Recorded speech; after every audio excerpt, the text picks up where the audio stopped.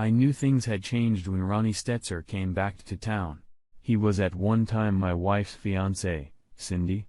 Ronnie had broken up with Cindy a year before I met her. She made no secret of the fact that Ronnie had broken her heart when he decided to break up with her and marry a rich woman 10 years older. I started dating Cindy. She didn't have the great looks of a model or movie star, but she was very pretty. She had soft brown hair and brown eyes and a beautiful face, but it was her loving heart that drew me to her. We were married about a year later, and our little girl, Amanda, was born 9 months later. Life was good for 18 of our 19 years together. We had our disagreements, but nothing serious until recently. Usually, our disagreements came when we shared responsibilities. Cindy was the only child in the family and was spoiled by her parents. Over the years, however, she learned to keep her stubbornness in check. When our daughter was born, Amanda became my little princess. We were especially close and our family was very friendly. However, over the last year, Cindy and I seemed to be drifting apart. I began to realize that we were doing less and less together. However, our lovemaking was very good, and we did it at least twice a week and more often than that. Cindy seemed happiest when we were cuddling. I knew she loved me deeply. I still loved Cindy, but in a different way. It was no longer like the hot, passionate love we had felt when we were first married. We were like two old shoes that had known better days, but fit together well. Still, I loved my wife very much and especially loved the life we had built. When Amanda graduated from high school, the changes in Cindy seemed to accelerate. She seemed to be on the verge of a breakdown. And the closer it got to the time when Amanda would leave for college, the more uncomfortable Cindy became. I was now the chief of detectives for the sheriff's department and I had 32 detectives under me. Since this county wasn't a high-crime county, the job wasn't too stressful. Cindy was still working as a dental hygienist. About a month after Amanda left for college, Ronnie showed up at a barbecue thrown by a couple, John and Ann Smythe, who were more Cindy's friends than mine. Nevertheless, John and I got along just fine since he owned a security company, and we always had a lot to talk about. I had no idea Ronnie would be there, but Cindy certainly did. She immediately pulled away from me, which wasn't unusual, and started circling. But an hour later, I went looking for her and found her and Ronnie sitting on the porch. As I approached, Cindy's neck was slightly flushed, which meant she was up to something I wasn't going to like. She quickly introduced me to Ronnie and my stomach clenched. As a cop, I had developed an inner instinct and mine told me this was real trouble. Cindy tried to brush it off like she was surprised to see him, and they were just reminiscing about old times, but her neck turned red during the explanation. I decided I wasn't going to blow this whole thing out of proportion. As a police officer, I deal with extremely unpleasant situations many times. Nevertheless, it is necessary to handle them in a calm and professional manner. Sometimes that can be very difficult. The next working day after the barbecue, I checked on Ronnie through my channels. I learned that his wife had died of cancer a year ago. In all those years, Ronnie hadn't even had a speeding ticket, let alone other problems with the police. As the months went by, we saw Ronnie more and more often. I knew this was no accident, so I began to prepare for the worst. I figured that any day now, Cindy would want to talk to me about something, but as prepared as I was, Cindy blew me out of the water when she decided to do it. We had just finished a rare morning lovemaking session, and I thought that maybe all my worries had been for nothing. It was clear to me that Cindy still loved me as much as ever. "Ted, I want to talk to you about something," she said nervously, "and I don't want you to be angry.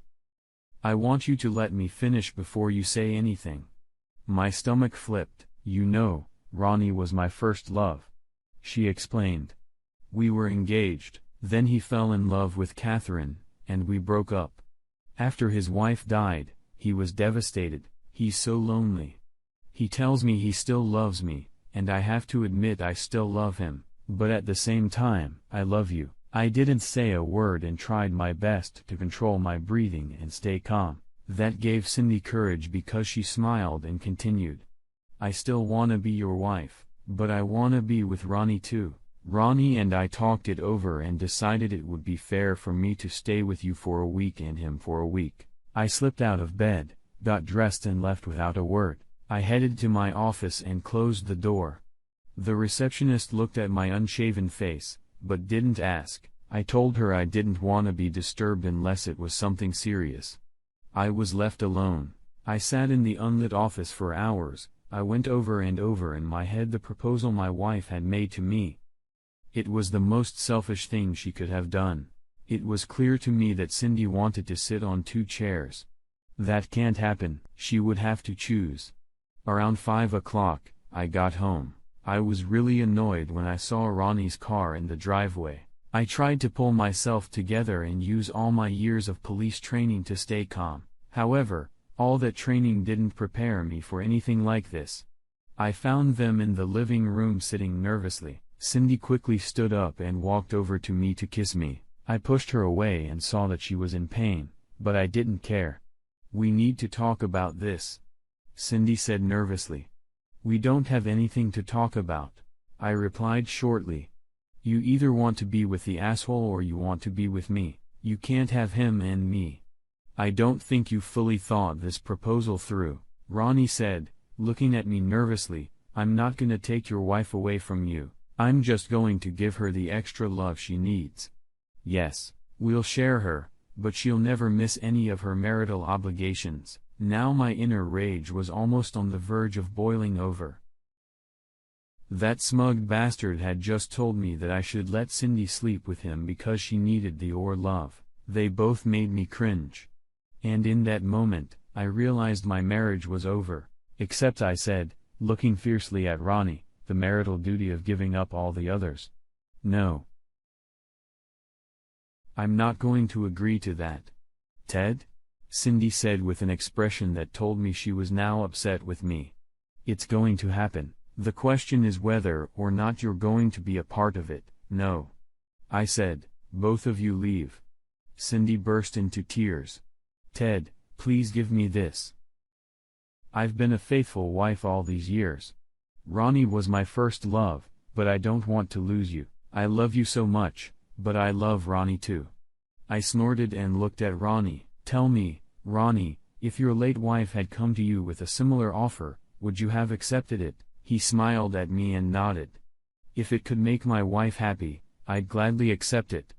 "Bullshit," I said with more force than I meant to, but I wanted to follow through with my thoughts, so I turned to Cindy. "What about you, Cindy? If I came home with an ex-girlfriend and told you I wanted you to share me with her, how would you feel about that?" Cindy hesitated for a few seconds before answering. "I'd probably be upset like you are right now, but in the end, I'd agree because I really love you and want you to be happy." "More bullshit," I said, shaking my head. "I'm going to contact my lawyer in the morning to negotiate a divorce. I think the division of assets should be pretty straightforward. The house only has a small mortgage. Once that is paid off, we will split the proceeds. Our investments, savings, and current accounts will be split. Amanda's college fund will remain untouched. There will be no alimony since you'll be living with the asshole sitting there. Now both of you please leave." Cindy was crying to the point of tears as Ronnie took her hand. Walking to the door, Cindy turned to me and said, "If you change your mind, I love you very much. I want you in my life." As soon as they left, the silence of the house came over me. I felt empty inside, but my years on the force had taught me stamina. I put the wound in the box and closed the lid. Then I went to my office and started making a list of what I need to do. I knew exactly what kind of lawyer I was going to get. Her name was Sally Leone. She had a reputation as a real shark in divorce proceedings. She usually represented wives, and the poor husbands never knew what hit them. Over the years, our paths crossed. I helped her many times when needed. I looked over the list and realized there was one thing I hadn't done yet. I need to call Amanda and let her know what's going on. It broke my heart to have to tell my little girl what her mother was doing. It took Amanda a full 5 minutes to calm down so I could truly understand her. What happened next was a surprise. "That damn whore did this to you, Daddy," she said, venomously. "All these years, you've been so good to her, to us. And now she's stabbing you in the back. If she does that, I want nothing to do with her. Amanda, I said calmly. You're very upset right now, and I understand how you feel, but Cindy is your mother, and she loves you unconditionally. Don't ruin your relationship with your mother over this. We'll all lose if you do. Can't you at least wait a few days before you talk to her? What if she calls me? Amanda asked. If she does, I'll give her the full story. Please, if she calls, don't answer for a few days. Promise me. You'll do that. Amanda reluctantly agreed to honor my request. Later that night, Cindy called me very concerned. She had tried to call Amanda, but was unable to. I explained that I had spoken to her and our daughter was obviously upset. I explained to Cindy that Amanda wanted to calm down before talking to either of us about the subject. I bet you turned her against me. Cindy accused me. I bet you painted the most disgusting picture you could. Cindy, how can I paint a worse picture than you've already painted? I said calmly, knowing it would make her angry. Her mother wants her father to let her sleep with another man. Before Cindy could say anything, I decided to tackle one of the items on my list. Oh, now that I have you on the line, you should hire a lawyer. Please, Ted. Don't do this, she cried again. It's killing me that you want me out of your life. I love you so much, can't you give in to me a little? There's nothing to discuss, Cindy, I said and hung up the phone. I took the next week off to focus on getting all the ducks in a row, but the nights were horrible. Lying in bed alone was unbearably lonely. I would wake up in the morning and reach for Cindy only to remember why she wasn't there. The first thing I did was call Sally, but I was unpleasantly surprised when she told me that Ronnie had already called her. That bastard was secretive. He must have already figured out who the best divorce lawyer was, and now he was ahead of me. Well, if I can't hire you, I said, somewhat offended, can you recommend someone I should hire? I said Ronnie contacted me. Sally snorted. I didn't say he hired me. In fact, I told him you'd already hired me. Wow.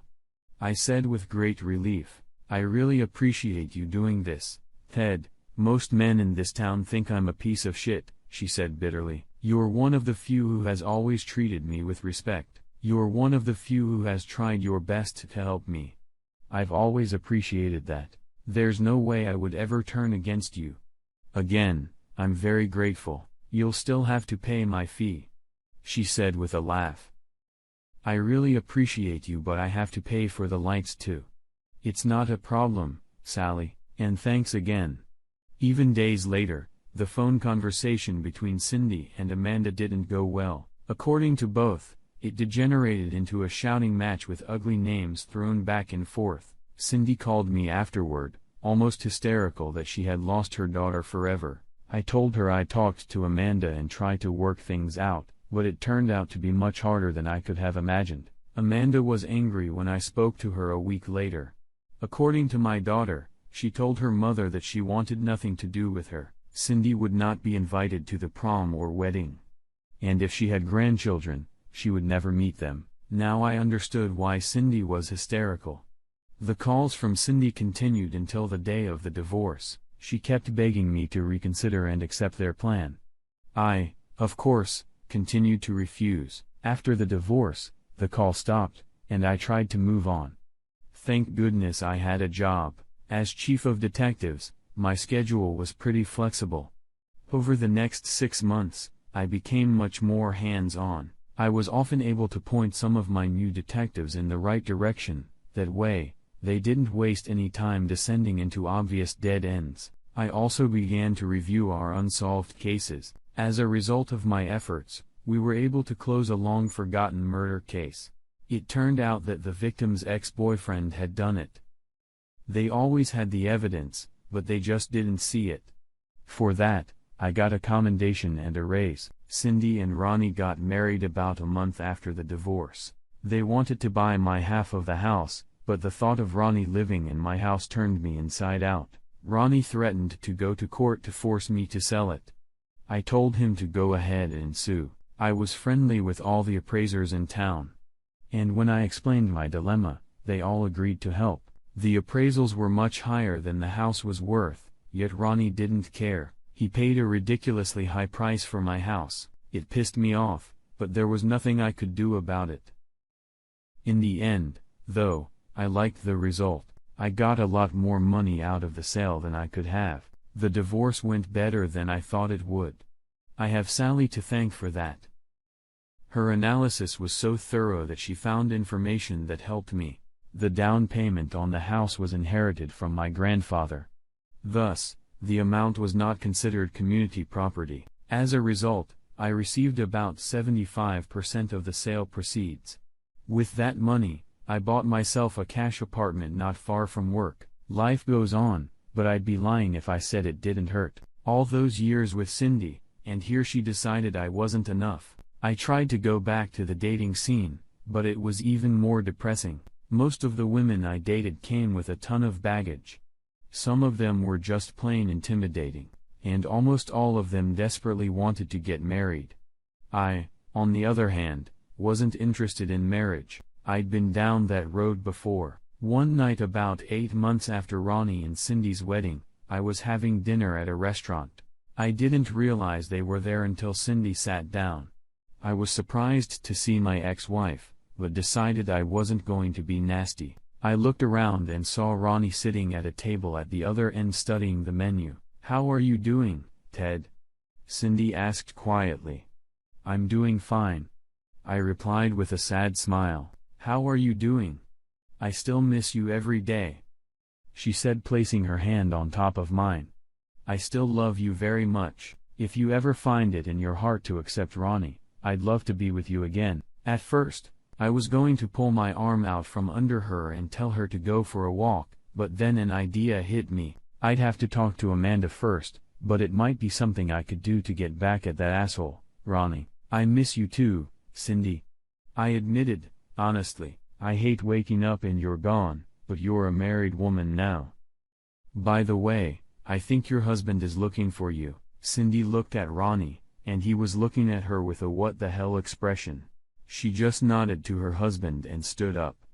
"Remember, I still love you." That same night, I called Amanda and explained what I wanted to do. At first, she was horrified and told me I was giving in to this slut. Then I explained why I wanted to do it, and she started giggling. The giggling turned to laughter. "That's just great, Daddy," Amanda finally said.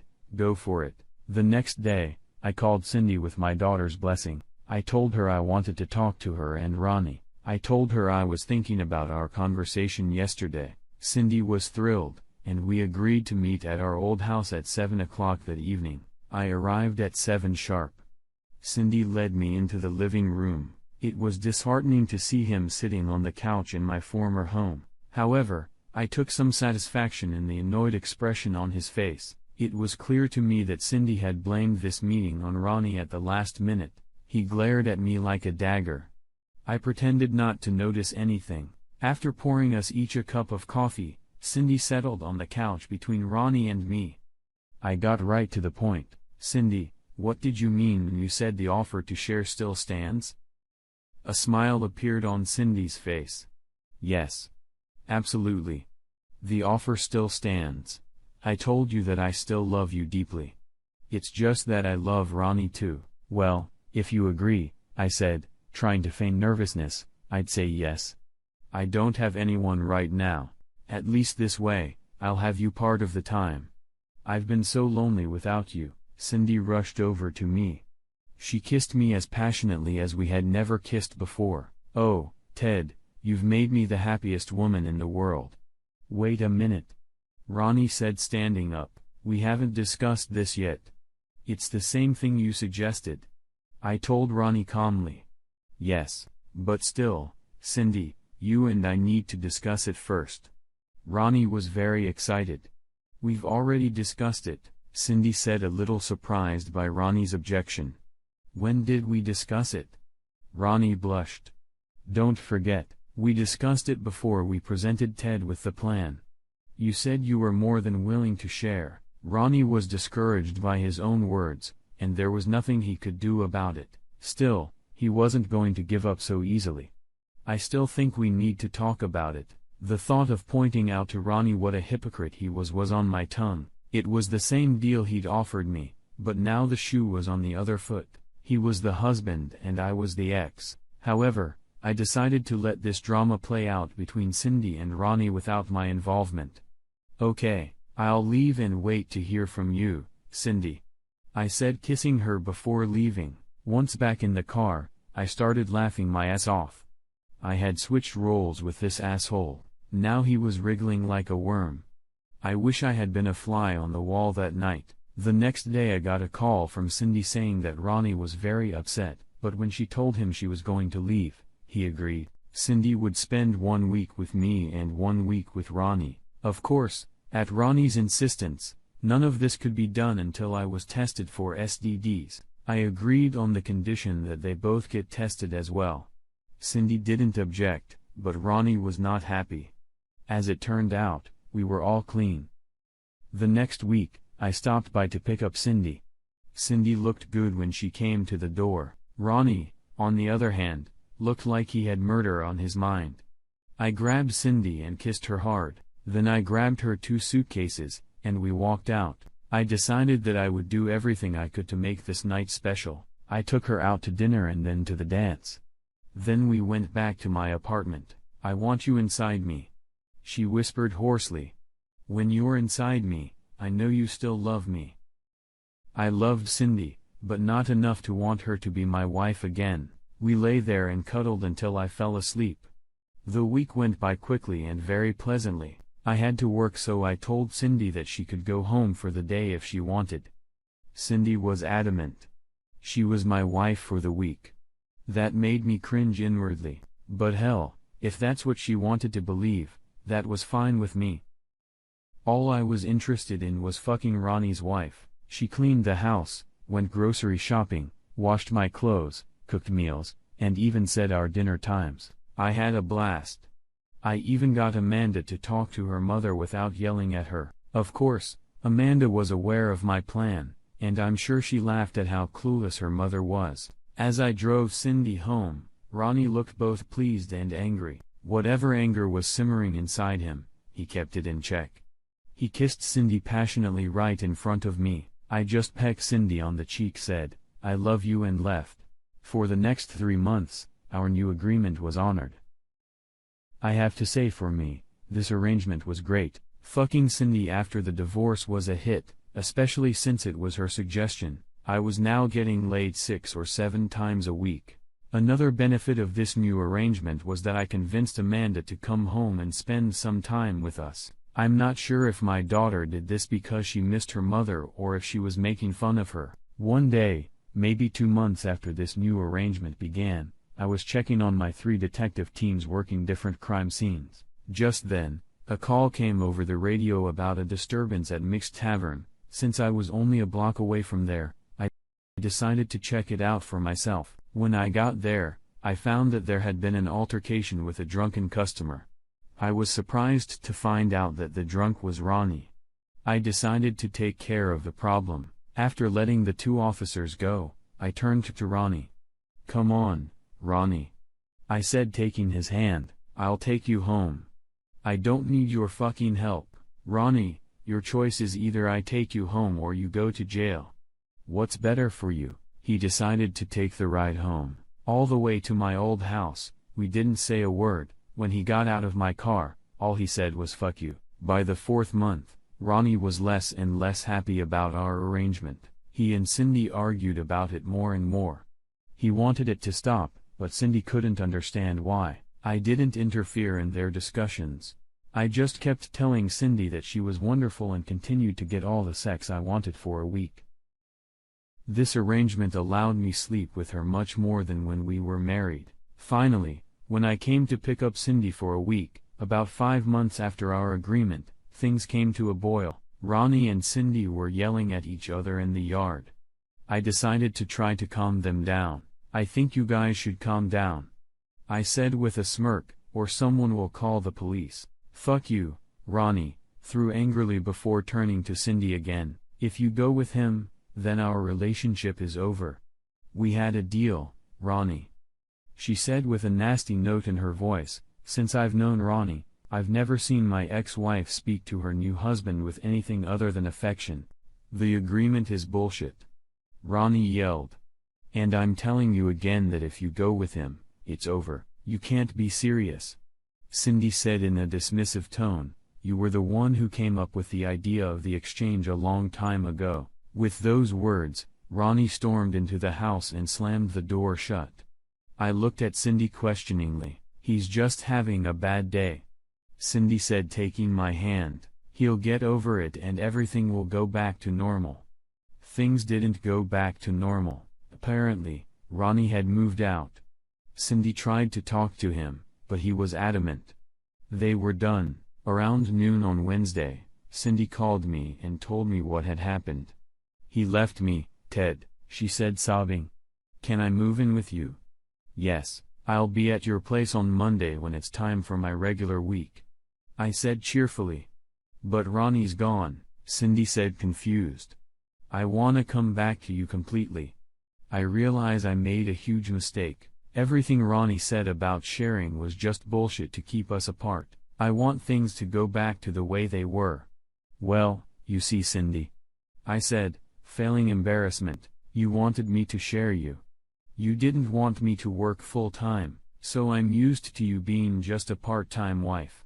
I don't think that's changed with Ronnie gone, so you still want me to pick you up on Monday? Cindy started sobbing uncontrollably and silence followed. For a moment, I thought she had hung up, but the bitter sobbing resumed. Finally, after several attempts, Cindy regained her speech and stammering said yes. Yes. Please, Ted, I'd really like it if you'd pick me up on Monday.